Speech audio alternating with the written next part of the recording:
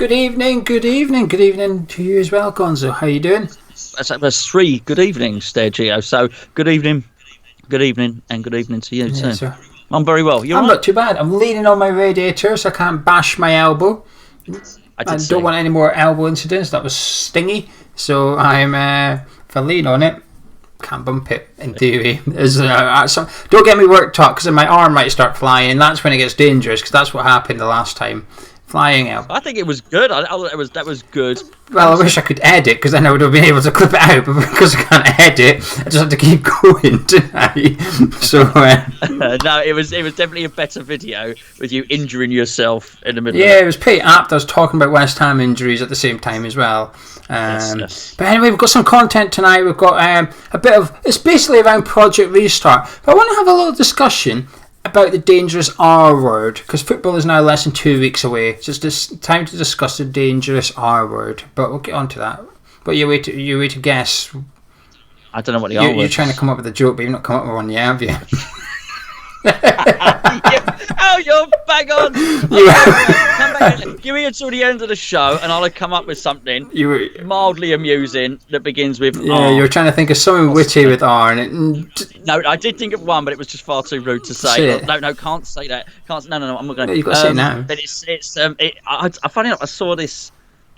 I can't remember who it was actually. I saw something the other day, and it was about when you have to do the phonetic alphabet, and how you can only think of naughty words, swear words. So, like they'll say, "Oh, can you read out your and they'll say, can you read out your postcode?" Say, "Oh, is that G for golf?" And then they'll say, "Is that F?" And you say, "No, S." And S for, and you can't remember what it was. Sierra. You just think it's shit. S for shit. No, it's not shit. What is it? Actually, what is it? Sierra. There you go. Alpha, Bravo, Charlie, Delta, Echo, Foxtrot, Golf, Hector, Indigo, Juliet, is it maybe? Kilo, Lima, I don't know. Oscar, Papa, Quebec, Romeo. Well, you're very good. I just think of arse, bollocks, shit, and my phonetic alphabet is very different. But the R word was rectum. If you wanted to know. Right, okay. Well, that's a bit of a disappointing word after all that build-up. Thanks for tuning in. Yes, let's talk football. Project Restart. Well, first of all, the unconfirmed fixtures of West Ham is we're playing Wolves Saturday night, 5:30 kickoff, followed by Chelsea on the Tuesday night, which is a 8:15 kickoff. And then we've got a little break. We've got a weekend break because of the FA Cup quarter-final. So we have that weekend off. And then we play Spurs on Tuesday and then play Chelsea the following Wednesday. So we've got a little weekend off in between. All on Sky because Sky had these fixtures already. So these were already planned for Sky. So Sky basically saying, no, we're keeping all these ones. So that's it really. I mean, 2 games, Saturday then Tuesday. That's brutal, isn't it? Yeah, I mean, this is news to me. I didn't know because I thought we were having the Friday game at 8 o'clock. So, yeah, I mean that really is brutal. So, did you say the evening game on Saturday? It's the 5:30 kickoff. Yes. Yeah. Okay. All right. Well, there you go. What can you do? I guess it's how the dice have fallen in that respect. But yeah, I guess Saturday to Tuesday is a massive ask, particularly when you hear the news today that there might be a couple of defenders who have got knocks, more than one defender as well apparently. So that's definitely going to be a test of the build-up. It's going to be a test of the pre-season inverted commas and the fitness regime. Definitely. I think and tough games as well, Gio. Tough games. Yeah, mate. it's really tough, and I think the worry for me is it depends who's obviously playing before on the Saturday before us, but we could go into this game against Wolves having watched Villa win on the Wednesday, and then we might watch Watford win before we play. So who are Villa playing? Sorry? Sheffield United on the Wednesday. Okay. Before the break, I'd have said I would have fancied Sheffield United to get something, but now I'm not really sure, to be honest with you. So it makes me a bit nervous, but I don't like the way that these games are all staggered. It just gives either have an advantage or a disadvantage. It depends completely on the other results. Because remember when we went to Anfield, we played on the Monday night, and on the Saturday and Sunday, every team around us got beat. Norwich, Villa, Watford, yes. Bournemouth, all lost. So we went to Anfield with a free shot. We went there thinking if we get beat, it's all right. And we got beat 2-0. And it was actually still the best result of the weekend out of the teams at the bottom. this could happen again, but it's going to happen more and more frequently because all the games are staggered about. You're going to go into games knowing results of some other fixtures, good or bad, and it's just, I don't know, I just think it changes stuff a little bit. I think it changes the mindset completely of every single team. It's not just West Ham, every single team is going to benefit and lose out because of this. You could argue that the law of averages means that during the 9 games you're going to have some advantages and some disadvantages, but I don't know, I just don't like it. I think it's a completely different psychology now. Well, I think I would argue that it's almost a completely different competition. Yeah. And so much has changed. Yes, they're kicking a football around. Yes, there's 11 people on each team and it's played on some grass. But I mean, it's not just the scheduling. The whole lot has changed. There's been such a massive gap between what is going to look back historically when they view it in. It is going to have asterisks next to it in a massive one as well, isn't it? That was this massive gap in the middle of the season. People have benefited. Man United are going to benefit massively because they've had Marcus Rashford back, and he's a very, very good player. Harry Kane, of course, is going to benefit Tottenham. Now, you would suggest that really, let's say Tottenham, for instance, Tottenham would have suffered because of their inactivity in the transfer window. So they had a bad transfer, and done nothing. They bought the guy in from PSV, didn't they? The winger. And again, Manchester United really didn't do that much. They brought Carlo in, didn't they? But Bruno Fernandes. They did bring Bruno Fernandes in, yeah. But I mean, as a striker, I'm talking about to as a forward player. I know, yeah, look, he's very good Fernandes. But you know what I'm saying? You could look at it and think, okay, they didn't. But actually, it doesn't matter that they didn't replace Rashford or Kane in those transfer windows, so to speak. So they get another crack at it. So again, that's the whole point of having a transfer window, so it's fair for every team. And if you haven't constructed your squad in a way that can prepare yourself for injuries, then you will suffer in terms of results. This time they won't. There's loads of things though. I mean, stadiums, the whole lot is a completely different thing, and it's a massive compromise. Basically, it's a compromised competition. Whether you agree with it, whether you don't agree with it, this Premier League is a compromised season. I see it as a season on its own, to be honest. I see it as a 9-game league now. And all I really do. I see the current season we're in that's stopped because of this. I see that as last season now, and that we've now got a 9-game playoff. Yeah.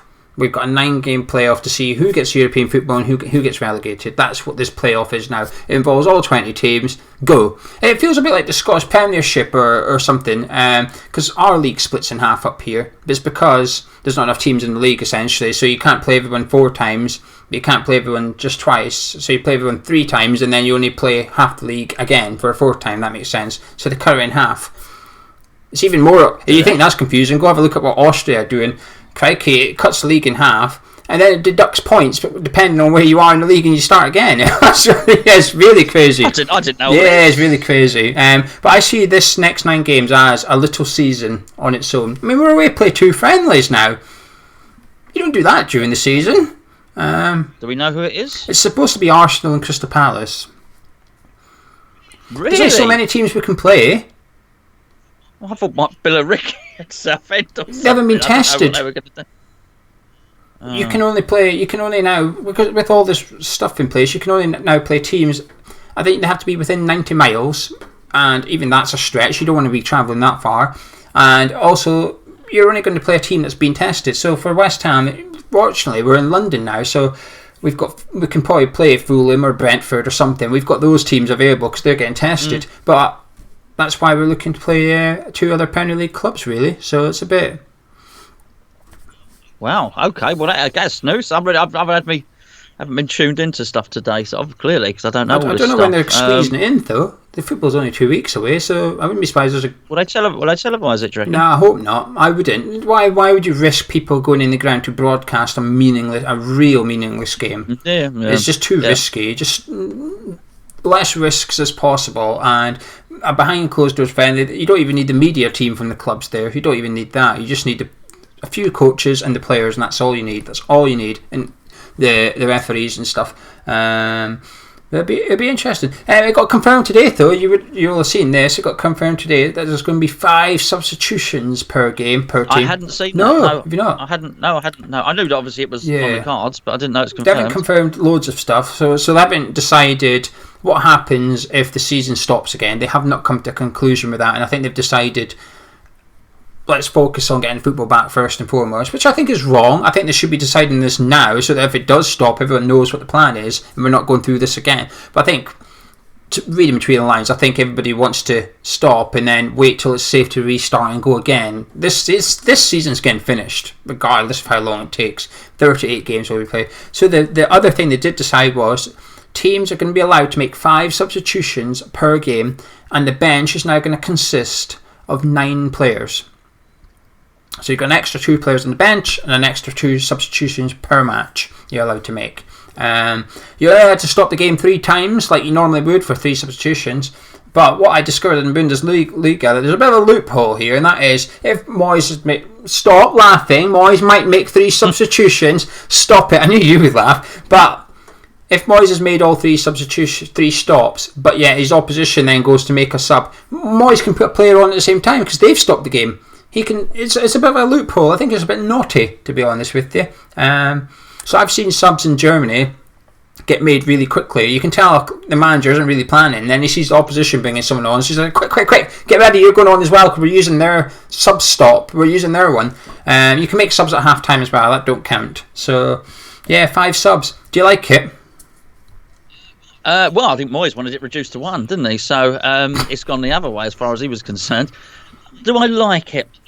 It's more of the same, Geo. It's more of the same. It's more compromise. It's a different competition. It's a different. I understand why they've done. I understand why they've done all of it. By the way, I understand why it's behind closed doors. I understand everything. I understand the reasoning for doing everything. It's money. Okay. This particular reason, it's because they know because it's been rushed, because it's wrong, okay, to put it back, because there shouldn't be any football being played. Basically, people aren't fit. They're not fit because there's been this flaming pandemic. So what they're doing is they're trying to give people more substitutions in case players break down, and they're trying to stop injuries because they're all rushing it. And they're rushing it because it basically, we run out of time to do the season. So everything's compromised, everything's a little bit wrong. But I understand why they're doing it. That being said, as I said the other day, I do still want to watch it.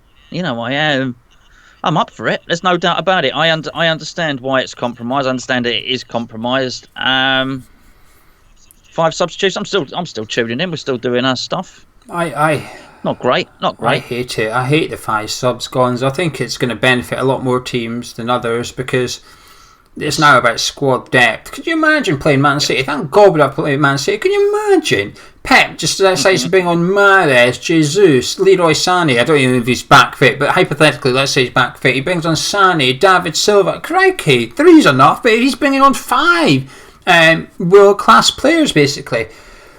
Now, the thing is, I actually think West Ham could benefit from this if Moyes was to do the subs, but I actually think we've got a stronger bench than our counterparts around us in the table.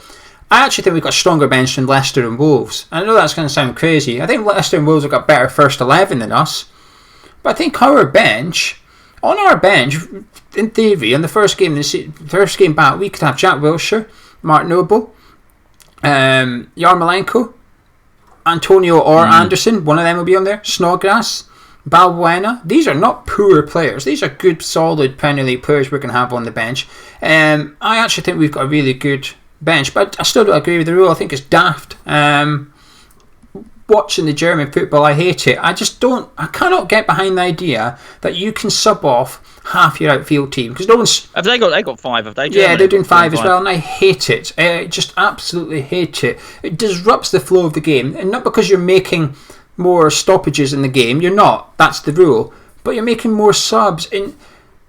To go from a team with 10 outfielders and 20 minutes later you've then got a completely 5 of those outfielders have changed. It just kills everything completely. The amount of games I've watched, the momentum has just been stifled badly because both managers have done 3 subs at once. 6 different players have come onto the pitch in one go. It's very pre-season feel. It feels like I'm watching a pre-season tournament when those subs happen.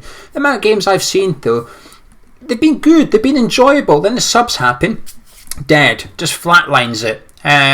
But what also happens now is managers are taking players off once the game's over. If they're 2-0 down, they're taking off their 5 best players. They're saying, oh, bugger it, we'll keep my 5 best players for the next game now. Sure. It's wrong. It's really wrong. It's encouraging, like, not cheating, but almost cheating. There's a massive loophole there that you can use now, isn't there? It's just, it encourages managers to throw games, essentially, when they're 2-0 down. Say, right, we'll just take our 5 best players off and go again next week. And I do actually think West Ham can benefit from this with our bench. I do think we've got a stronger bench than Bournemouth and Watford and stuff like that. But I just think it's a stupid rule. Do you know the one way I might have got behind this? If the extra substitutions had to be under 21. If they said, you're allowed 9 on the bench now, you're allowed 7 plus 2, and that plus 2 have to be under 21 years old. Now, the chances are they wouldn't get on or dwarves or something. If you can name a Premier League dwarf, then yeah, you can. Well, you can't, but something a little bit interesting. Throw a curveball in there. He might as well. It's not football anyway, is it? You might as well do something a little bit different. Yeah, let's have 2 keepers. Fuck it, why not? There you go. Wonderful. I like it. Well, I don't know. If we're bringing Roberto on, I think I'd rather just have the one. That'll do. Thank you. Yeah, we'll just keep the one goal in. Sure, you can have. Nah, that's fine. We'll just have the one. But anyway, the dangerous R word, relegation. I think it's time to start tuning into relegation a little bit. We're in a relegation battle. We're 2 weeks away from restarting the relegation battle. And this is the worst season to get relegated in my lifetime, I think. I would not want to get relegated. Well, no, I think there's a whole... I mean, you could do video after video, quite frankly, on what is going to happen to the Championship. Because that's the league of uncertainty. It really is. I find it very, very hard to imagine that division, in fact all the divisions, Championship 1 and 2, finish the next season with the same amount of clubs in it they start. They'll be doing some Austrian stuff, by the way, to try and extrapolate who's doing what in those leagues. So, but certainly, just the verse you said with the Wolves on the Saturday, and then did you say Chelsea on the Tuesday? Spurs on the Tuesday. I mean, we could very... It almost doesn't matter, does it? We could very much find ourselves in the relegation zone after our first 2 games. But I would almost say the flip side of the coin is if we win one of those games, I'd almost be confident that we wouldn't get relegated. Yeah. But it's highly likely, because I do think if we lose our first 2, we probably do go into the relegation zone. Well, if Villa win their game in hand on Wednesday, they'd go above us. So before we even kick a ball, we've moved down a space. I just think the fixtures have got harder. Every single fixture we're due to play has got more difficult. Wolves, because they had the Europa League thing. Spurs have got players back. Chelsea's maybe got not harder. Chelsea's maybe got easier because they are still in the FA Cup. So when we have that weekend off, Chelsea have got a game. I think they're playing Leicester in the quarterfinal of the FA Cup. So when we play Chelsea, that's our 3rd game and that's their 4th game, and we've had a week. Well, we've had 8 days since our last match. So actually the Chelsea one, we probably have gained an advantage there. There's no crowd though, so you could argue that, but it swings and roundabouts really. Is it morally wrong to hope they get injured in that game? Oh. Not dangerous one. No leg broken, just a knock. No. Just a knock. No, a rash or leprosy or something. Yeah, something like that. Just a 1 game temporary injury, because then they can come back for the Watford game. Yes, yeah, that's what we want. That's what we want. We need to We need to be 2-0 up, so Lampard can take his 5 best players off. Rest them. That's what we need. What we need. Yeah. So yeah, I just think I'm so 50-50 with relegation, Gonzo. I'm really on the fence. I actually thought we'd survive prior to this Premier League breaking up. After the Southampton game, I come out of that really positive, really optimistic. Even with the defeats at Liverpool and City, I was still feeling good. Arsenal was a bit of a low blow because I thought that was one of the poorest Arsenal sides we've played in a long time, but we got beat. But at the same time, I thought we were unlucky. I thought we had a little bit of punch about us. I thought we were up for it. And I was looking forward to the Wolves game. I was really looking forward to getting to the stadium for the match, and I was optimistic of a win. And it's almost like knocked the stuffing out of me in my optimism of avoiding relegation. I just look at it now and think it's a bit of a leveller, this, but it's not good for West Ham. We're one of the ones that's coming down a bit, whereas it's boosted a couple of the other teams around about. Bournemouth are probably gasping for air now. When this happened, they're probably thinking, "Oh, thank God," because we were heading in one direction. It wasn't the right one, so they're going to benefit. Watford probably were until all this stuff's going on with Troy Deeney and stuff. Brighton, you can tell Brighton aren't happy with it. They're fearing it as well. They're a bit worried. But I actually think it's helped them because they were also sinking. They were also getting dragged into that relegation bit. But I just think relegation's... I'm so 50-50. And the Saturday game will tell us a lot. But we really have to be up for it. If we start slow and sluggish like we normally do in terms of seasons, we're going to... I think, in many respects, almost David Moyes has almost no excuses now, because before he was very much inheriting Pellegrini's team. Now, obviously, the composition of the team is still the same. But he still spent big money in January. If you call Solskjaer a 20 million signing, he spent 40 million in January. He spent more than Pellegrini. Absolutely. Yeah, and also he worked with some of the players before Pellegrini came in. But you know what I mean. He was taking over from Pellegrini's season. I think what this has done, this has allowed him. It's no longer this big rush to get the coaches have been in for a little while. They've had time to formulate a plan to really sort of cement in their mind what they wanted to do in terms of training, in terms of tactics. Even when everyone was sat at home, we know that Moyes was very proactive, calling everybody up and doing his stuff.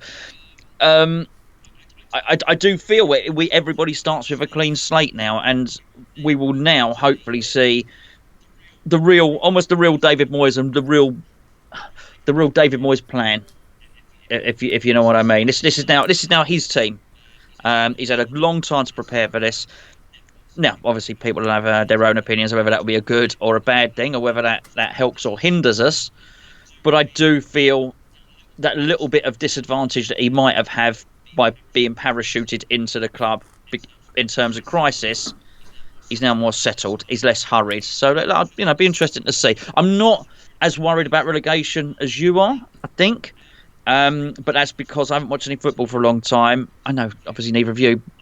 I haven't really been thinking that. And I am aware that my mindset would change very quickly after 2 games it could do, which are going to be really tough games. Yeah, also the thing Moyes has got, he's got Yarmolenko and Wilshere back, who both can be massive players. They're both really, really good footballers. There's just no doubt about it. They can be injury prone, but we've only got a 9-game season now. If they're fit for half, it's 4 games. That's enough. If you can get 4 games out of Yarmolenko and 4 games out of Jack Wilshere, you're doing all right in this 9-game period, providing they both turn up and turn it on. And they can both be the difference between a win. I look at the other teams around us, and I'm not sure that they've really got the benefit that we do, whereas they don't have the players of the calibre of Wiltshire and Yarmolenko returning to fitness. They might have some players coming back. I doubt they're as good. Villa with John McGinn, but John McGinn was back before the break, but he's now fitter, he's now ready to go, which will massively help them. But I don't know. I just fear it. I just hope to hell he doesn't switch to his 3 at the back. Yes, that's the worry, isn't it? And actually, this could be a silver lining to the cloud here. And we've got some of our defenders have got niggles at the minute. That could actually be a good thing, because it might force Moyes to stick with 4 at the back, because he just doesn't have the option to go 3 at the back. That's my biggest worry. I don't want to see us turn up with Moyes' favoured blueprint from when he was here last time, because it worked. That 3 at the back worked when he was here the first time, so I almost don't blame him for him trying to get it going again. It's sort of, this is my trusted formation, we're going to use this. But I just hope he sticks with what was working prior to the break, which is 4-3-3, 4-4-2, however you want to look at it. Attacking football is what I would call it. I also don't think in a 3-5-2, I mean, he's bought Bowen. Bowen is not a player to play in a 3. I mean, you can play up front with Allaire, can't he? But then where do you put Anderson? Where do you put... Yeah, exactly. Yeah, it just doesn't. It doesn't. I think Bowen's... He's making that late run from the right, isn't it? It's a funny one. Hopefully he doesn't. Our squad's perfect for a 4-3-3. He's got lots of options there. He's got some hard decisions. But we'll talk about the team in the Wolves preview in a couple of weeks' time. Anything else you want to discuss before we move on to the questions? What I can think of, mate. Probably got Probably got a few questions there, I'd imagine. Yeah, of course we do. We've got a few. Right, we'll start with some YouTube ones. Alan Woodhouse. Alan says, do you think the club have a contingency plan in place if Moyes and or Nolan test positive? And what would yours be? This is an important question. It's not just for Moyes. I mean, it's a good question. I would imagine no. I would imagine they must do. No, I'd imagine they would. No, I wouldn't think so. And in all honesty, what decision could they? It's almost they don't need to make a decision because they can only really do one. It's only one thing you can do, which is make another one of the coaching staff in charge while the other one's out. That's it. Well, Nolan's going to be less important because you've got Paul Nevin there and because Alan Irvine there, so that takes care of itself. Moyes is different. Then one of them's going to step up. I'd imagine Alan Irvine or Nolan steps up for the 7 days that Moyes is. I mean, all of this, we say testing positive. I mean, this is how good it's become. When people test positive now, we're assuming that they're not ill. So actually, it's just a positive test. You didn't realise you were ill. There's nothing wrong with you, and you go back to work. And that's a really, really good thing. People aren't testing positive and being really symptomatic. So that's a good thing. I almost think it's so obvious what they do that there's not going to be some massive contingency plan for it. But yeah, that's well, what I think if Moyes gets ill, Nolan is a contingency plan. And if Nolan gets ill, like you said, it's just carry on as normal. If they both get tested positive, then you're in trouble because, rule of thumb, there's a good chance Irvine or whatever has also got it if Nolan and Moyes have got it, unless he's already had it, he's immune to it.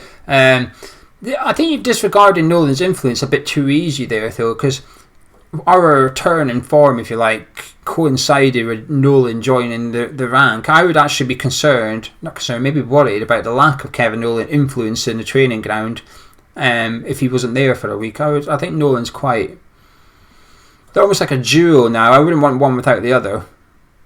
Yeah, of course, that's a different question, though, isn't it? Are you concerned if we lose Kevin Nolan? It's just really what the contingency plan is, isn't it? If you lose one coach, another one will move in. If we start with 4 at the back against Wolves, Nolan disappears for a week, and then we switch to 3 at the back, we know who. We know who's behind the 4 at the back. Tone says, who's the best footballer ever and why? And what's your favourite ever football video game? His is Maradona and FIFA 99. What's Maradona? Maybe he's on the cover. Maybe he's on the cover of it. Oh, okay. I don't know. FIFA 99. Football. I couldn't tell you one football game from another. To be fair, I couldn't tell you the difference between a FIFA one. They just obviously graphically get better each year. Footballer. He said best footballer. Yeah. The best footballer. Okay. The best footballer. Right. Now, if you'd have said best striker or favourite player or best, then you're talking, okay, best footballer, it'd be Ruud Gullit. Because the only player I've ever seen that's been world class at centre half, central midfield, and striker. And he played right back and he could play the wing as well. He's the only player I have ever. I think there used to be a guy called John Charles, Welsh player, but he was before my time. I never saw him play. But Ruud Gullit if what you say is footballer, Ruud Gullit was world class in every position he ever played. He was absolutely brilliant. My video game would be Champ Manager 0102 and best ever footballer Messi. I don't need to explain why. HL 2002. Who do you think might surprise us with their performances when we come back? Who might surprise us? Okay, well, it's got to be somebody we expect to not do very well. I'll go with Lanzini. Would you like to expand or? Well, because if it's a surprise, is it going to be a surprise if Souček comes back and does well? No. Bowen, no. Antonio, no. So I'll pick Lanzini. Maybe Sebastian Haller. Lanzini's probably the one player that could benefit from the extra 2 people on the bench. I'm sure he'd have made the 7 on the bench anyway, but at the same time, you don't know, do you? Yeah, but if we would be surprised if Lanzini came back and started winning man of the match and stuff. But he's certainly got the talent. So. I'll say Anderson, and maybe that's not as edgy, but I think it's more because it's from me, and I'm not a big fan of Felipe, and that's because something so simple, and it's the hot weather. I do just wonder if the hot weather, the environment they're going to be playing in terms of conditions, the humidity, that might actually benefit someone like Felipe Anderson, and he's not got his gloves on and his snood on and all that stuff. He's coat. He does though, doesn't he? Whenever you see him in winter, he's really you see his eyes and that's it. It's like the Michelin Man. Yeah, Felipe Anderson for me. Rob Perchurch says, if you could cancel the season now, even though you're looking forward to it, would you do it? Not to make sure we stay up, just for the safety aspect.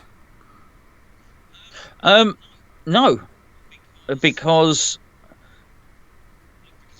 fans aren't going. As I think there's your issue. There's your issue. Okay, I think it's really quite clear now. If you're young, fit, and healthy, you can catch this thing and be perfectly fine. I also think it's quite clear by looking at what's happened in care homes and stuff like that. If you're in poor health or you're elderly and you catch this, then you could well be in trouble. So it's about stopping the fans going. It's stopping your parents or nan and granddad and people like that getting it. That's what that keeps them safe. I think a group of young people who are being routinely tested have agreed to go, and as I said a minute ago, people seem to be catching it, testing positive and being fine. They're not ill. They're returning back to work in 7 days. But a couple of, what'd you say, what's the Watford geezer's name? Was it Mariappa? Yeah. Is that his name? He got it, and he didn't even have a sniffle. He didn't even know he had it. Oh, really? I've got it. All right, sit at home, twiddle your thumbs for 7 days. Right, off you go, back to work again. So no, I wouldn't stop it because I do think now I've changed my opinion on it because now I've seen it. I think it can be done safely. Yeah, I think I would go ahead as well because of the money. Because not from a football fan's perspective, but because I understand that the players are getting paid, therefore the club needs to retain as much cash as possible and generate as much cash as possible. And they can only do that when we're playing football. So we need to come back. Otherwise, we're already struggling financially. Relegating us would potentially cripple us. And if we were to go another 2 months without football, I know the owners would have to dig deep. But the thing is, that's not going to come interest free. They would plough money in. We would never. I'm quite confident we will never go bust under Sullivan and Gold. I don't think we'd ever go into administration or that. But it would come at a cost, and that is A, they're around for a lot longer, and B, 4% of whatever they have to put in. And I'm not a fan of neither of them necessarily.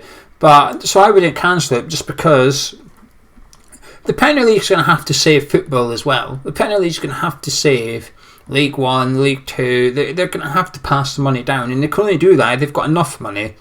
So the clubs are a bit strapped for cash. The last thing they're going to be doing is chucking checks over to local League Two clubs. So for that to happen, I do think that we need football back so that we can give as many clubs a chance of surviving as possible.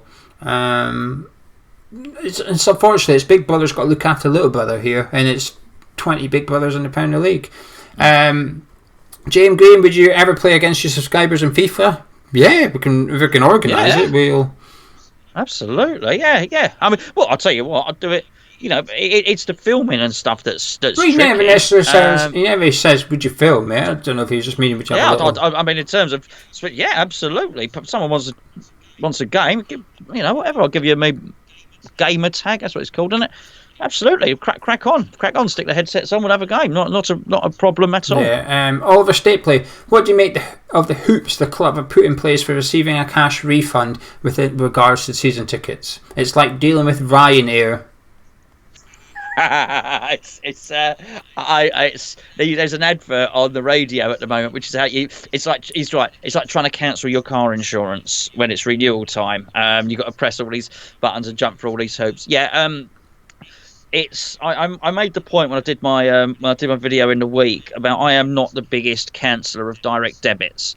It would, if I stop using something and it's £7 a month is coming out of the bank or something, I'll generally pay that thing for another couple of months. Right, I've still got that direct debit from you for £5 a month for about 3 years. Oh, yes, absolutely. Yes, building up nicely now, isn't it? Old trust fund.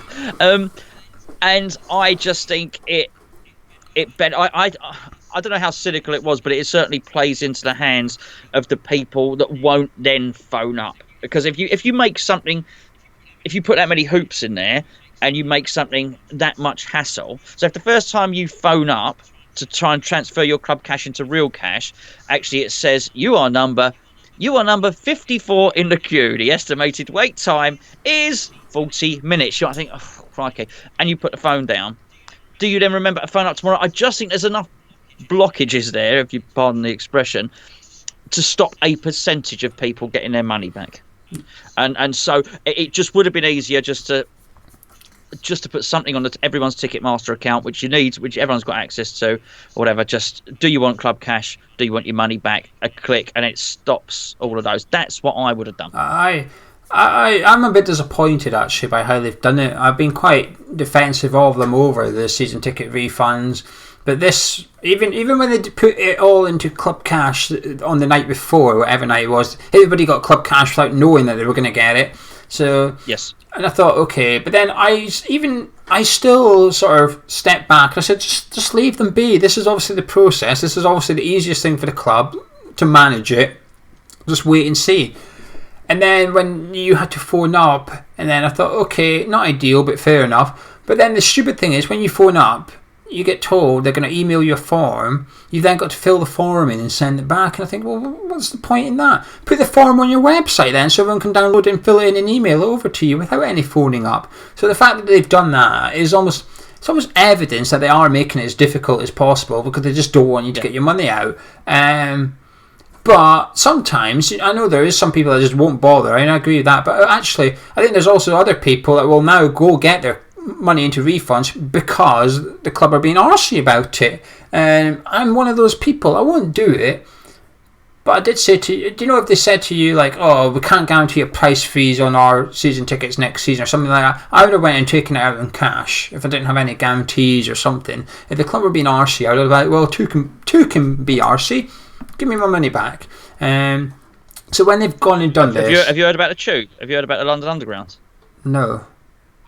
Okay. The unions, whatever the transport unions and whatever the unions that supply the train drivers and the underground staff for TRL and that, they have released a statement today saying that they've had it on good authority from the government that night tube services will not be running until March 2021. Now that's massive. What's night? Right? When's cut off from day to night? We don't. I don't know. But it's because it happens. Whatever. I saw the news half an hour before I came in here, and I was a bit rushed anyway.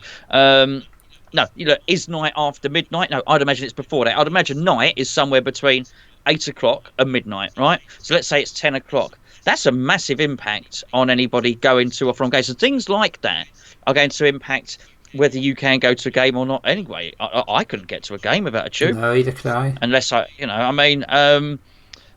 so it's things like that. So but that's not unexpected. That nuanced little detail is, but it being difficult to go to games is not unexpected. I understand it's going to be difficult. I understand that there might not be a next season for us as fans. I think a lot of people do as well.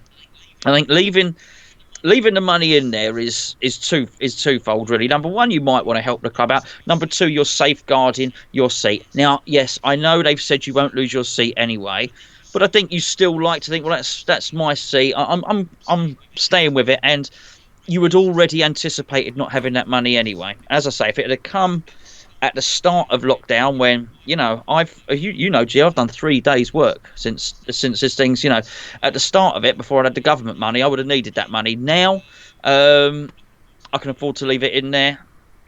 In 2 months' time, I might need it. It's really tough. It's really tough knowing what's going on at the moment, but different for everyone. Yeah. I would like to see them make it easier. Yeah, definitely.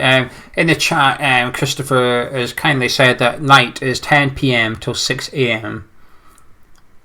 So any evening game means you can't go. Yeah.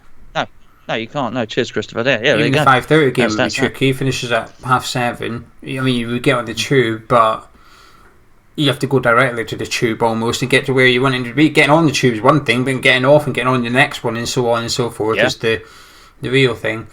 Crikey, that's not good. No, I was massive. It was massive news. Wow, March 2021. Yeah. It was such big news. I didn't believe it. It was all there on the Sky News, the banner, and the scrolling text. I thought, oh, crikey, it's just a proper story. Charlie T saying you have to wait 30 days for your refund as well.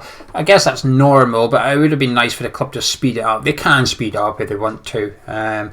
It's just a pain in the arse. They could have, like you said, they're using Ticketmaster. It's the biggest ticketing website in the world. When Liam Gallagher got cancelled, I had my money back from Ticketmaster within 2 days. Boom, in my bank account, ready to spend. I hadn't even opened the email from them to tell me the gig was cancelled. Before I got my money. I got my money before I knew it was cancelled through social media, but I hadn't even read the email itself. So, anyway, right, Twitter questions. West Ham Fan Zone, what's your thoughts on the Magic Money Tree article from Clarence Hugh? This to me says they are well aware that they don't have the money to take the club forward, and if that is the case, they should put the club on the market and start looking for buyers who can. Do you want to paraphrase the article first, because there'll be people that won't be aware of it? It was by Sean. He basically said the club are missing a lot of money. He put figures out there. He said there's up to 8 million in refunds coming. They're missing out on £23 million of season ticket money, which they'd be getting now because they would be renewing now. Next season's 30 million ticket money or whatever is at risk because obviously we don't know when we're going back. I think that was pretty much it, really, wasn't it? It was just, basically, we're skint. Yeah. Yeah. Well, I mean, the headline of it was there's something like there's no magic money tree at West Ham, and well, there is. There is a magic money tree because they're billion. David Sullivan's a billionaire and David Gold is worth half a billion. It's just they're not plucking the plums from the money tree, so to speak. So there is a tree there. They're just not picking the fruit off of it. Look, I'm not enraged by it because we all know that they're skint, right? And I didn't even know, but somebody said, have you seen this article? As happens, someone messaged me and said Sean's upset a few people again, and people are quite annoyed about it. So look, I'm not outraged that people do, but the trouble is with something, we know they're skint. We know the club are skint. We know that. We know the club don't have any money. Is that we know? So I think the article, is there a magic money tree? Well, actually, if the owners did want to put some more money in, they could, and I think they are putting 30 million. Have they done that? I think have they done that? Because they were going to do it in May, and that article said they had done it.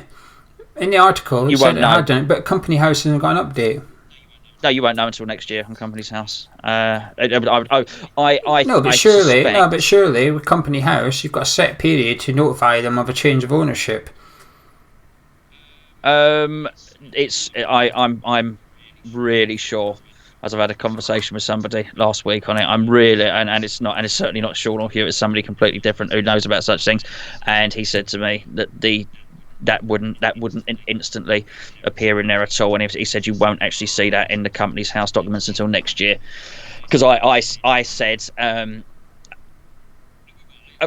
wanted to do a video about it because I wanted the video was going to be have Gold Sullivan actually paid in 30 million, and the person said to me you probably can't do that video because but when Tripp and such and such. When Tripp invested in, I think that had to get announced on. That got announced on Company House because obviously it does a change of ownership. So Tripp now owed 10%, and there was no mention of it whatsoever on WHUFC.com. The official website did not put any article up of that because at the time there was a little bit of how can someone buy 10% of the football club and we don't even tell anyone about it. We've just tried to sneak it in under the radar. So I don't know. I had it on quite good authority that you could do the rights issue, put 30 million in, and not find out about it officially in the figures until next year, until the public figures. So, anyway, so I was told don't say anything. So I'm not. Look, I'll tell you the problem is with the magic money tree, right? It's the language of the parent. All right, it's condescending and it's patronising language. Sean hasn't done anything wrong by telling anybody at the club's skin. He hasn't done anything wrong by saying the owners are not going to put any money in, right, of their own personal money. What he's done wrong is take a patronising and condescending tone. It's a bit like when your parents tell you this isn't a hotel, you know. Well, yeah, I know it's not a hotel. Does it become a hotel when you pay digs? Yeah, well, yeah, but you know what I mean. But it's like you get caught in, you get caught at 10 o'clock at night sneaking into the cupboard and smearing a load of Nutella over some toast. Oh, it's not a hotel, you should be, it's a parenty type term. And the point is, I think everybody knows that there's, and to say there's not a magic money tree, is just makes all right, pack it in. So I think maybe that's why people got a little bit upset. Do you think Fan Zone's gone fishing with me after my rant a couple of weeks ago? I think he's dangling a great big fish. Something like that. And believe it or not, it didn't bother me. That article by Sean didn't flinch me, because Sean's always written about West Ham finances and stuff. So he's I see him as almost like the money man of West Ham, in a way. Like if you've got a question about the finances, he's the man to go to. And I just seen it as that. To be honest, it did not really bother me too much. But I think it's because it came in on the same day as another 2 articles on the website, which were also. One was about, we have to get behind the players or something. I mean, how you're meant to do that from your couch, I don't know.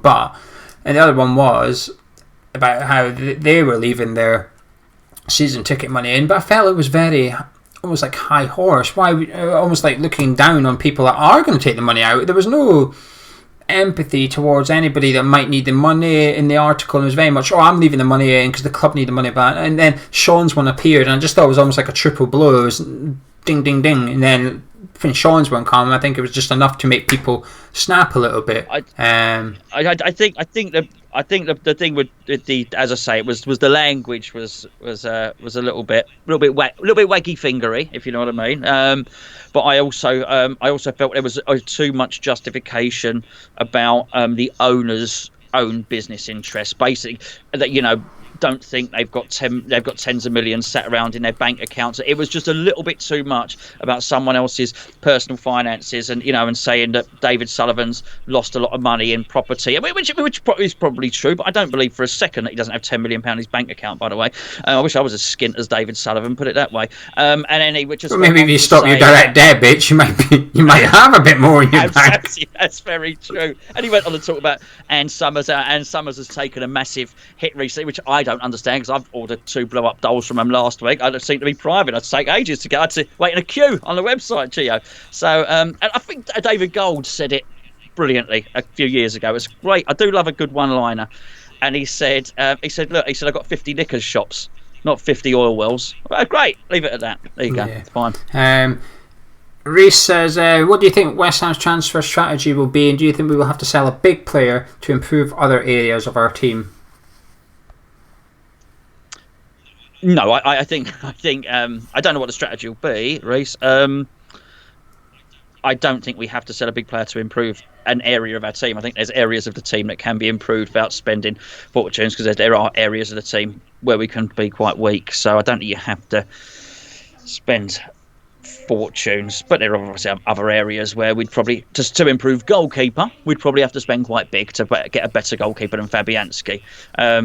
To get a better left back, you probably wouldn't have to. There probably are left backs around for 10-15 million quid who would do a job for us. It depends which area, really. Yeah, I think we will have to sell a big player though. Just for the reason we already spoke about, there's no magic money tree, so we're gonna have to sell some. There's no money tree. No money tree. No money tree. Andy Walsh, general Hammers chat question: did you ever think it would grow to the size it is today? And he says, "Thank you for all the content during these difficult times." No worries, Andy. Did I think what would ever grow to the size it is today? Not your bank account. I was always very confident. Yeah, definitely not your bank account. But what did you ever think Hammers chat would grow to the size it is today? You didn't even want it to initially. No. I'm not trying to be humble or whatever. It's been a complete. It's just riding the wave, haven't we? Really goes. We don't know where. We've always thought that West Ham we always said, if what you wanted to do was build a massive YouTube channel, you'd probably go and do one on the England team or something like that, or you go and do Man United. Well, West Ham fans, we don't, you don't support England anyway. Well, secretly you do. But we always thought that West Ham's got a finite levels of YouTube channel, so it's obviously got to see it. There's only so many West Ham fans, but we're happy with what we do. Yeah. I agree.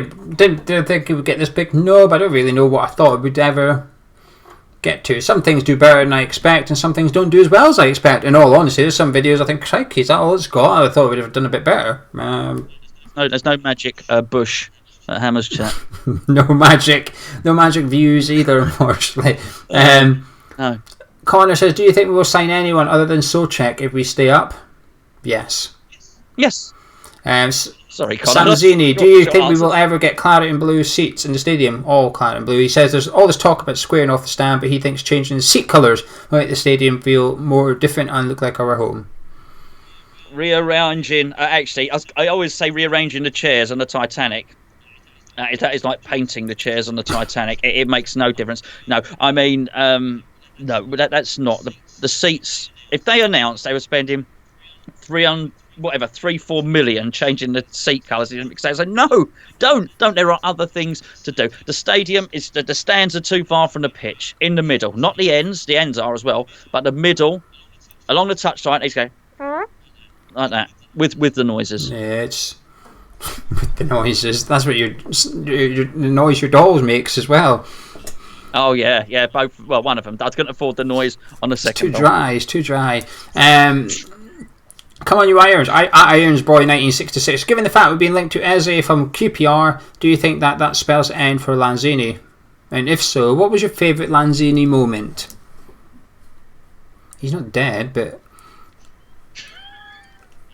I think my favourite Lanzini moment was when his old man got pictured in the way dancing around and singing Bubbles. I thought that was quite good. No, look, he's a fantastic player. Lots of really good. There was one particular game last season. I can't remember what it was. Did he get a brace when he was played really well with Arnautovic? Was it Stoke? Oh, it might be. Yeah, quite possibly. Really good performance though. Almost played as the second striker. With Arnautovic. Just very, very good player. No, we don't know about. I've seen the link with Hugo in exchange at QPR, and so don't mock. Not necessarily, because I mean, the fella, it was easy as whatever you want to call it. Easy peasy. He can operate from the left. I've seen him play on the right, and my brother's a QPR fan, and also number 10. So not necessarily, you could say, does it mean anyone across that line's moving? I mean, I'd really like to get him. That would be great. Yeah. I wouldn't read too much into the Lanzini situation. No, the Lanzini thing, I don't think it would spell the end. I think Moyes likes Lanzini, which is massively key here. I don't think we'd get much for him. As I'd love to see at West Ham, but we'd have to sell 2 or 3 players before it's feasible. Otherwise, it's not a waste of money. It's just poor spend. It's bad expenditure. I mean, there's other areas that need to improve first and foremost. Attacking midfielders. Don't think we need to buy anyone unless we sell first. We need another striker. We need a good, solid first choice left back, possibly a right back as well. Maybe even a midfielder, maybe even a centre back. We don't know. It depends what's happening. But I think attacking midfielders, I think we're pretty flush for talent in there. My favourite Lanzini moment. It's going to have to be the whole season, though. The last season at Upton Park is going to have to be the whole season because he was just unreal. I was generally buzzing when we signed him for 8 million as well. We signed him for. I had high hopes for this guy. I thought this guy was good enough to play for the Champions League club after that first season at West Ham. Right, last question, then we'll move on to the live chat. If you've got any live chat, put your questions in. I've missed quite a few, but just keep posting them because we've been getting through these before we do that. So we'll do the live question in a second. But before we do, the last question from Twitter is from Jazza. And Jazza says, "What's the one thing you refuse to share?" Well, my blow-up dolls. I've only just got them. I've only used one of them. It's definitely not your money, though. With all your debits, you're quite happy to share that. Share, absolutely. Share and share alike. Yeah. Sure. Could you... My American hard gums. I'm not sharing any of them.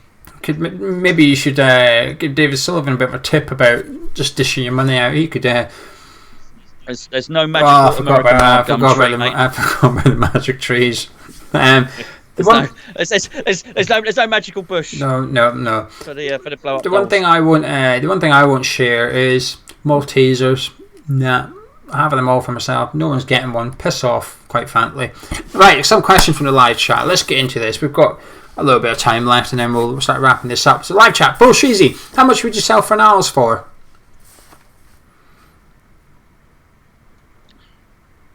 definitely put money on. So we want a profit. £40 million. Yeah, I would say about that as well. I think that would be a fair price for the buyer and the seller. I'd be disappointed to see him go because I think there's another level of Pablo Fornals that we've got to see. And 40 million could end up looking cheap. But yeah, 40 million. Forever Blowing Bubble says, who is the most famous person you follow on Twitter?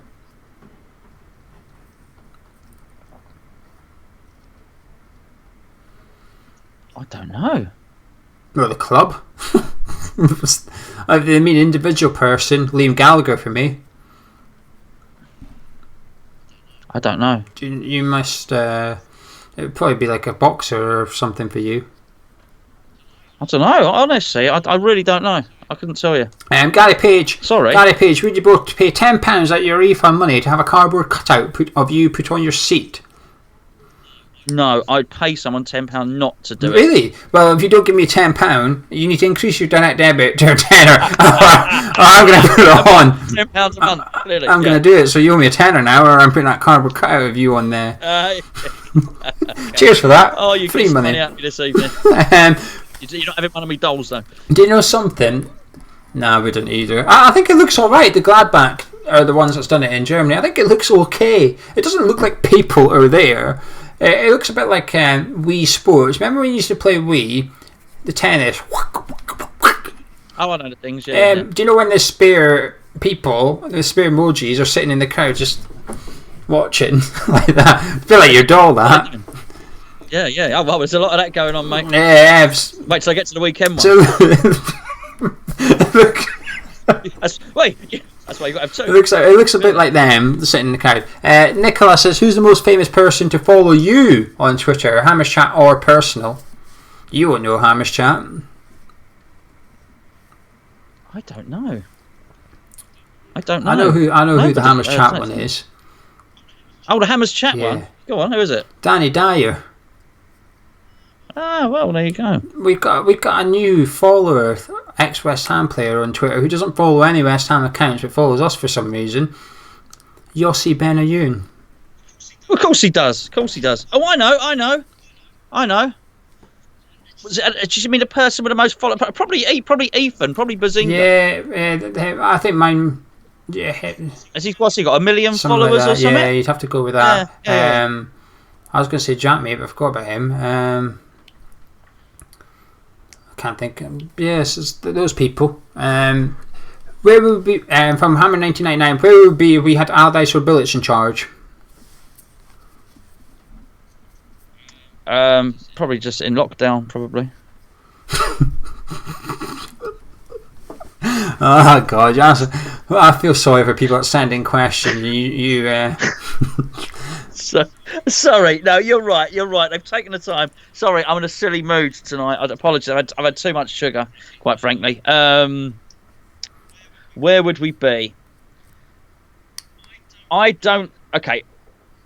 I think we'd be in the Championship if Allardyce was still in charge, and I think we'd be safe in above mid-table. Well, maybe mid-table if Bilic had still been in charge. I think the key to Bilic being in charge, and I think one of the reasons he's thriving at West Brom, was I thought he had problems with his players' fitness. I think he hung on to his fitness coach for too long, and then what happened is his fitness coach retired, didn't he? And then he had to get a new one at West Brom, and he was too loyal, very loyal because he's a nice guy, Bilic, obviously. So he was saying no. It was really clear at the time we weren't fit enough, but he refused to get rid of his mate. Basically, we can understand that. Loyalty is a hell of a nice trait to have. So I think if we'd have just sorted out the fitness thing, I don't think we'd be in the pickle that we are now.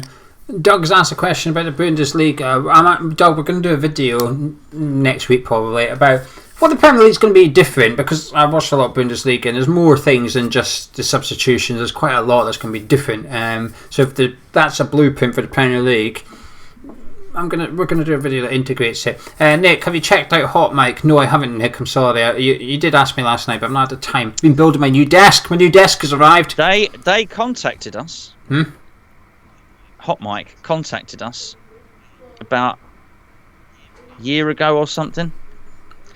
asking if we wanted to do. But basically, I saw what Nick had suggested on the video. Yeah, they emailed us and said, "Would you be interested in doing basically commentary on games and stuff like that?" But I thought it was a bit of a rip-off. I thought, we get a lot of emails, don't we, with people saying, "Oh, can you do this? Can you do a link? Can you put a link to such and such?" And also, what it would have meant we couldn't have done YouTube. Yeah. So I didn't even. And then he asked the second question: what do you make about thoughts on Nathan Holland returning from loan? He did ask earlier about if he could play. No, he can't play. He's probably still injured actually, because he was out for the whole season, and we're still now at the end of the season, so he would probably still be a little bit broken. But he's one of the nicest people at the club actually. I really, really root for Nathan Holland making it. He kindly sent that video in for the quiz, didn't he? Someone asked when the next quiz is. Don't know. Maybe the weekend. We'll try fit it in. I'll have to get prepared. I've not got any questions for it. So I haven't got any answers. At least it's me you're mocking this time. You're not. Someone. Let me scroll up because I've missed loads of questions. Paul Sheezy, would you sell Declan Rice if it meant that Sullivan and Brady and Gold left immediately? No. That's too open. That's too open. Who are we getting? Who's coming in? No, I mean, I would dread to think who'd come in and buy a football club at the moment. I don't think you're getting. I think all the richest, the people you might want to buy your club. I don't think they're looking. I think everyone's battening down the hatches at the moment. I think you might get a chancer. Having said that, people might say, "Hey, we've got a chancers already," but no, I don't necessarily think that you sell Declan Rice and then suddenly, I don't know, Bill Gates comes in and no, it's too much grey area. Yeah, I wouldn't want to sell him either. Victor Fenn, do you think 11 points from the 9 games will keep us up? How many points we got? 27, I think. Yes. Yes, it will. I think 38 is the magic number this season. Yeah. I think 36, I'm not sure. 37 will be a bit nervous. 38, I think you should be okay. I don't know. It's just the whole thing's changed now. The whole landscape's changed. That's why I'm really nervous. I think it's because we're going into something I've never experienced before in my life. There's nothing to go on. You can't even look at the last time this happened because it's literally never happened. So there's just nothing to go on. I'm looking at the Bundesliga for sort of reassurances. I'm not really getting any. I'll explain why in that Bundesliga video. Jazza, who will you support when Fury fights Joshua? Oh, Fury. Fury, yeah, 100%. None for me. I don't have a boxer. Mixie, which is the best fast food?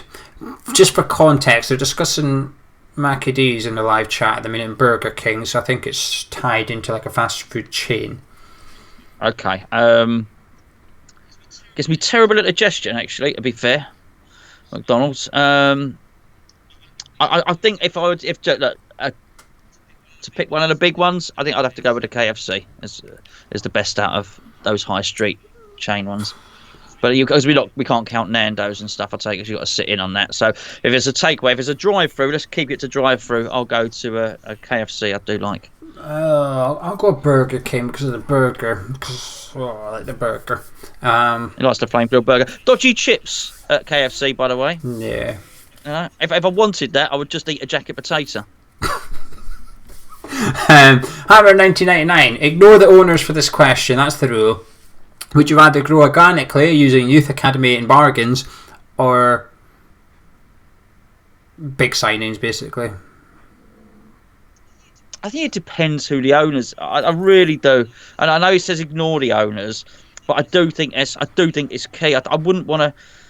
I was going to say I wouldn't want us to sell our soul, having already sold our soul and lost our ground and all the rest of it. I understand the irony of my stance, but I think if it's done in the right way, then I wouldn't mind. For instance, I quite like what Abramovich has done at Chelsea. I think Abramovich is in it for the right reasons. Do you know what I mean? I think it's his toy, his plaything. I think he's kept a lot of the history of Chelsea there. He's a way to chuck a load more money in the summer. Do you see they're going after Timo Werner?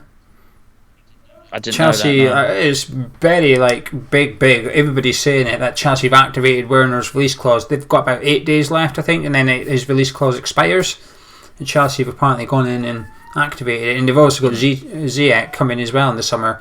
He is back in Lampard big time. Yeah, well, he's. But yeah, I mean, he clearly loves. He loves the club, doesn't he? I guess it really does depend. I mean, but there's a lot to be admired by like what Ajax did, and the way they, but you get ripped apart. What? You get ripped. Ajax gets ripped apart. De Jong. Well, people going by the place.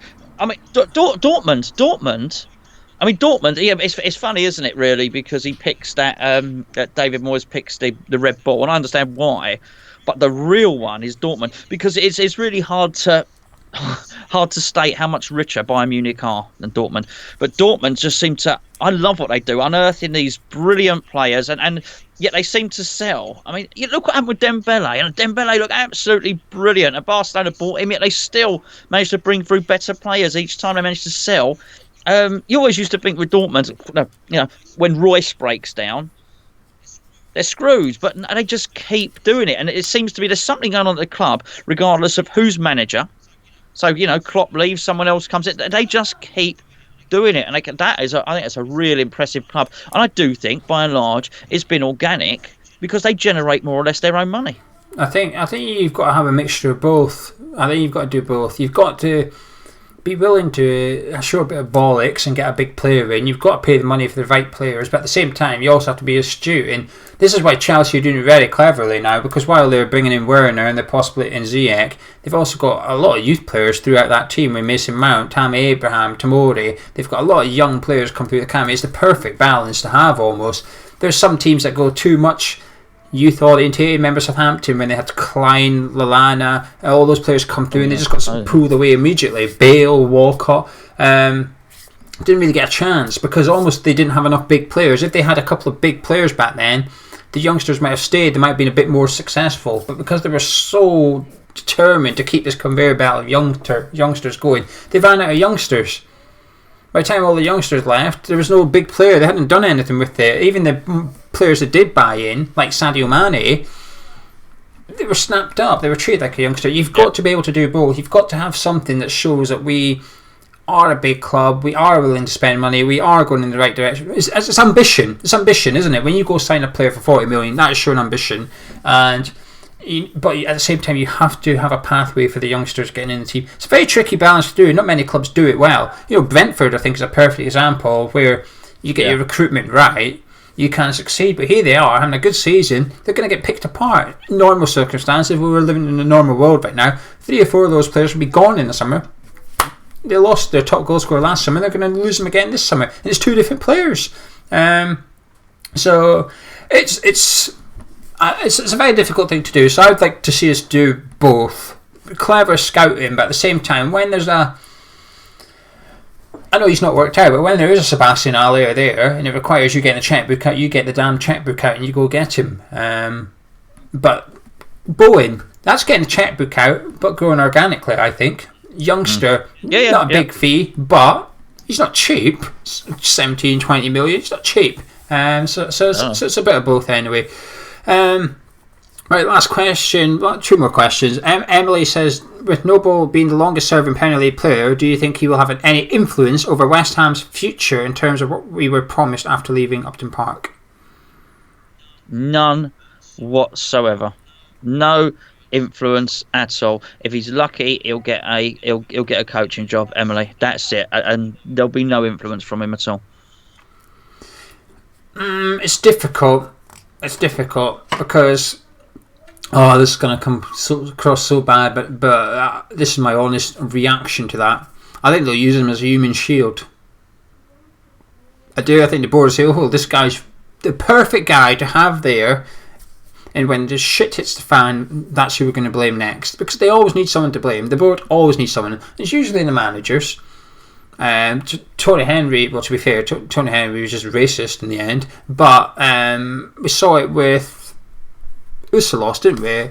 When we were struggling at the start of the season, well, it's Usalos' fault. Fornals is rubbish. Look at Pablo Fornals, what a waste of money. And all of a sudden Fornals starts playing well, there's no mention about how well Huselos did recruiting for Niles, is there? No, because he was a handy human shield. Ingaki is a bit of a human shield at the minute. They're very much putting him out there. You can take the bullets, and I do worry that Mark Noble would eventually be that person. If things weren't going well, be like, well, it's Mark Noble's fault. He's in charge of whatever it is. It's not working out, and it probably won't work out. They are looking to put an ex-player onto the board, a non-executive director. They want to put a legend onto the board as non-executive director. Well, he's the perfect player to do it, really, because you've got to have someone there that understands today's football. Sir Trevor Brookham would be perfect to have on there, but does he know how football works now? Does he know about the scouting? Does he know about the analysis and all that? Because football's massively moved on since he was part of it, and not just a player, but even when he had his short managerial stint with us, it's moved on since then. Mark Noble will know all about it. He's seen it all. He will also know what worked well back in the olden days. He will think, well, actually, we don't do this anymore, but actually it worked really well, so I'm almost going to bring it back, if you like. So I hope not. I hope Mark Noble's legacy lives on. That's why I don't want to see him become a West Ham manager. One or two more questions. One or two, and we'll start going. We'll start wrapping up. We've been chatting for a while. Dave G. Hammer. Dave Goodyear. Dave says, if you had to choose one of Billy Bonds or Trevor Brooking to interview on the channel, who would you pick and why? And you're not allowed to say Billy Bonds because you've already done one with Brooking. That's cheating. I'd probably brook him because Billy Bonds is a quiet guy. You'd get more out of Brooking, basically, which is fine. You're allowed to be a quiet guy. It's just some people are going to interview better than others. Yeah, that'd be my choice. This is a controversial one. Neither. I don't know enough. Gonzo, tell you, I've always said this to Gonzo, I cannot interview people that I've not seen play live. I need to know the ins and outs of their career. And there's not as much information on the internet about Billy Bonds. It's actually easier to find out information about Jeremy Ngakia than it is with Billy Bonds. Maybe that's a bit of a stretch, but you know what I mean. Today's footballer, there's so much stats, so much availability about what they've done and stuff throughout their career. And it's harder for the older players, and I've not seen them. I could not confidently sit down with any player that I've not seen live and do an interview because I will miss a large part out. He might mention something that someone that was around then, it'll trigger a story, it'll trigger an event in their head and say, oh, can I ask about this? I will not know it, so therefore I wouldn't want to do it. I wouldn't manage to do a good interview with those players. It would be a waste of an interview on me. It'd be better off with someone who's seen them play a lot. It's true though. It's my honest opinion. I wouldn't want to interview someone that I've not seen play. I wouldn't do it justice.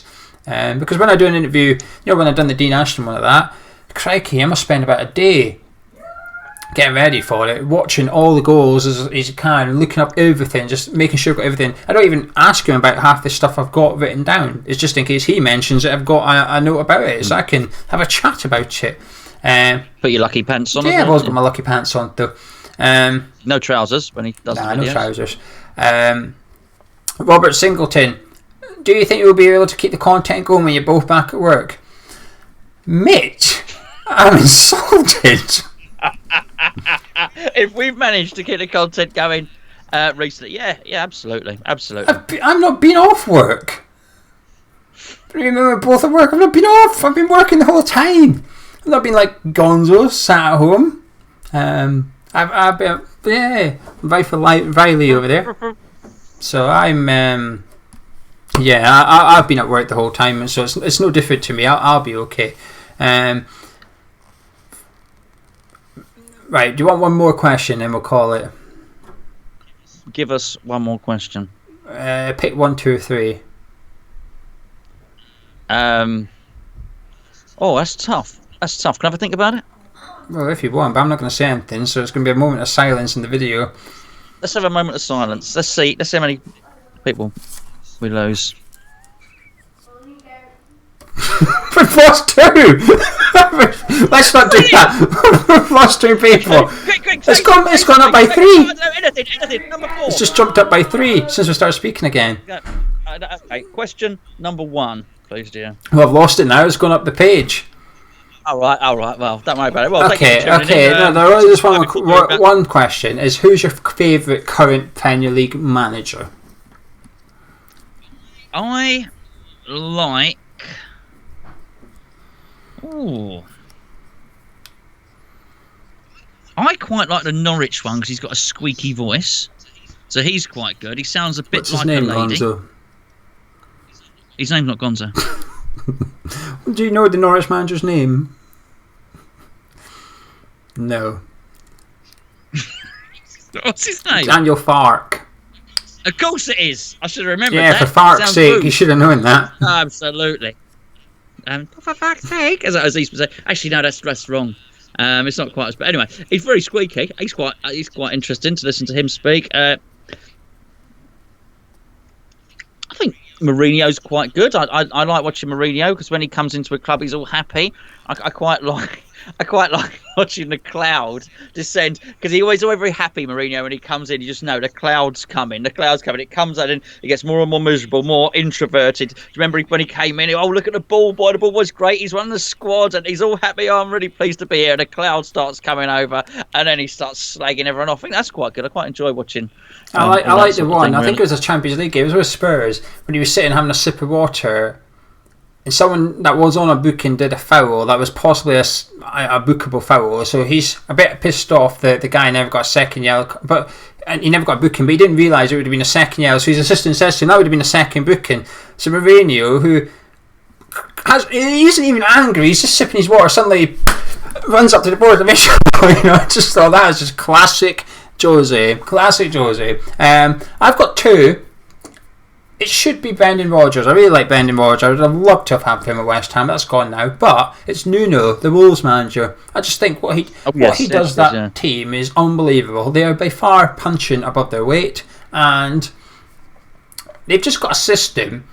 They don't even change it. It doesn't matter who they're going to play. We are playing our way, the Nuno way. We're playing it, and it just works. They play good football, attacking football. He tries to win every single game. I've seen him go to Man City away, and he turns up and says, "We're coming here to win," and they've done it. I just think he's just brilliant, Nuno. I quite like a few of them. I don't know. I don't like. You what? Nigel Pearson. I don't like Nigel Why not? Pearson. He's arsey. He's a bit of a knobhead, isn't he?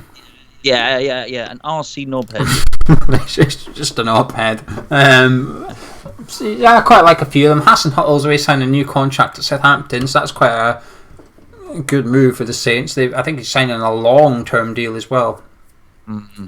So, anyway, shall we leave it there? But before we do, there's one thing. We would just like to send our condolences to Dennis and Dave. They've both passed away.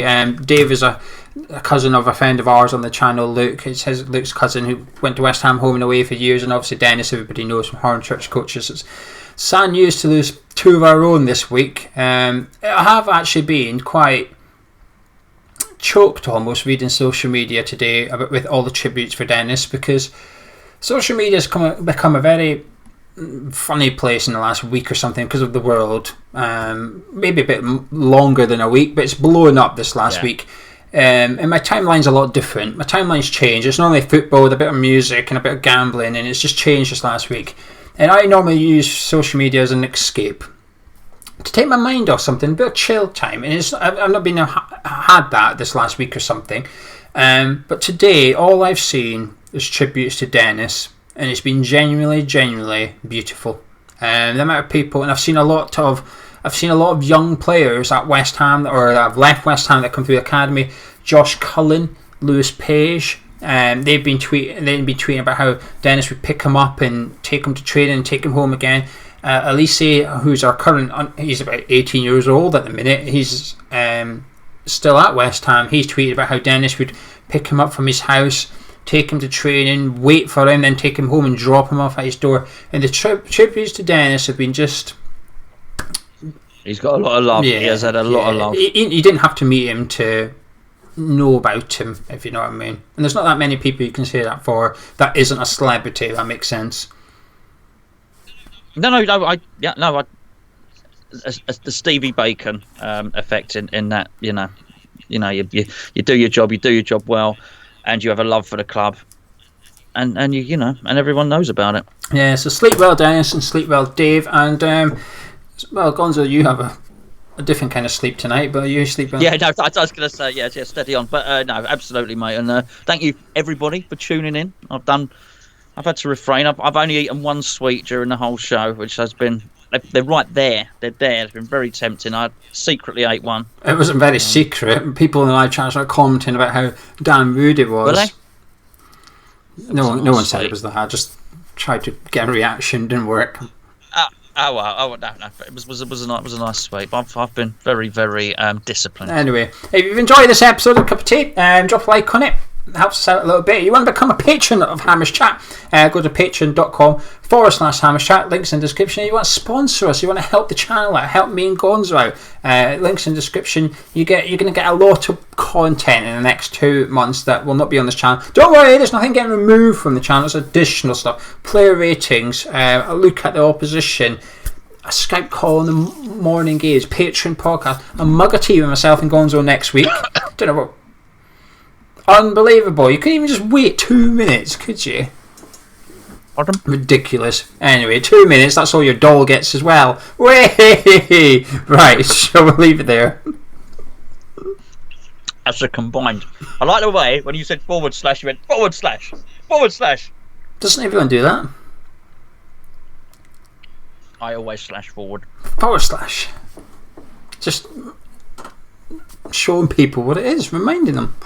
They'll remember it. Anyway, right, let's go, Gonzo. I'll speak to you soon. Goodbye.